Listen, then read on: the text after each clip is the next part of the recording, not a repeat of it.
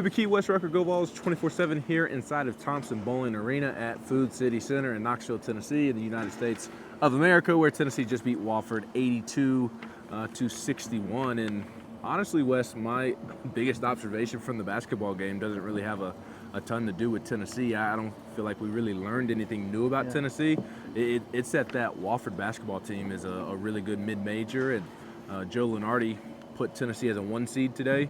I also noticed that he had Wofford as the automatic qualifier coming out of the SoCon. That was a really impressive Wofford basketball team. Yeah, they do a lot of things. Like, they run their offense at their pace and they get good looks, and you know they know what they're supposed to be doing, right? They play to they know where they can compete with a team like Tennessee, and they know where they really can't, and they have an awareness of that, and they try to play toward the things that they can do, which sounds simple.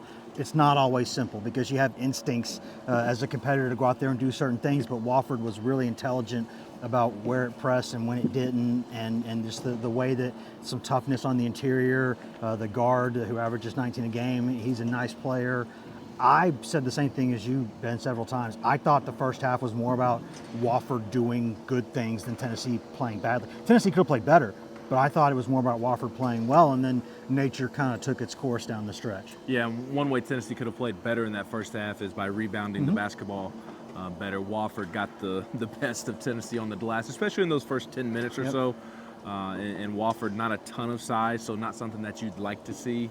And that's been Rick's one bugaboo, I guess, to start the season, is the rebounding. It's not bad, but it's also, you can see that there's plenty of room for improvement, and his message got across at halftime because they did come out and win the rebounding battle in the second half and won it for the game because of what they did in the second half. Yeah, I think, I'm not sure if it heard me because it was loud in here, but I remember you and I sitting next to each other as we do during games, and after Wofford got a couple other rebounds, I was like, where's Awaka? Where's Awaka? You know, Rick's going to put Awaka on the court. And he did pretty much immediately thereafter, because Tobe Awaka is a guy who is kind of your enforcer, go in there and get the rebounding fix, right? When Awaka and James are on the floor, you're not usually worried about Tennessee rebounding the basketball. Those two guys do it at a very, very high level for their size. And Tennessee could have been better there, but it wasn't terrible. It just wasn't what you want it to be. And you know, we all see these things about Tennessee throughout the year, that early in the year, they're like, ooh, this is good, this looks nice. Rick Barnes is over there saying, guys, this rebounding is going to be a problem if you don't fix it. And I think that's why he's won 782 games passing Lute Olson tonight, is that he knows that team's got to get better there. Yeah, in terms of offensive production, I thought it was a really efficient night aside from the rebounding. Dalton Connect gets going in the second half, scores 14 of his 18 in the second half. Santiago Vescovi really efficient. Josiah really efficient. Jordan Gainey continues to be a really nice spark off of the bench. Yeah, I mean, Connect's one of those guys. I don't remember the last time Tennessee's had a player where you go, I think he kind of had a quiet night, and then you look up and he's got 18 points. And it's not like he took a whole bunch of shots either. He was just in the flow, in the rhythm, making those shots. And he wasn't even kind of torrid behind the three-point line like we've seen from him before. It was kind of putting it on the deck, go to the rim, mid-range and in, kind of get the points where they are. And when Tennessee really needs a bucket, I mean, that kid's a bucket.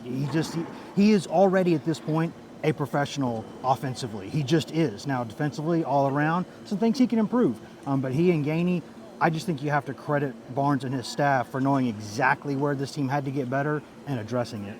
Absolutely. It's a big week coming up for Tennessee. They will leave early Thursday morning to head to Honolulu, Hawaii to play in next week's Maui sucks for them, huh? Invitational. Sucks for them. We'll stay back and eat a ton of food on Thanksgiving. So big week coming up for Tennessee to play Syracuse on Monday, Purdue or Gonzaga on Tuesday, and then a third game against somebody on Wednesday. And we will have plenty of coverage of that and plenty of coverage of tonight's win over Wofford up at Go Vols 24/7. He's Wes Rucker. I'm Ben McKee.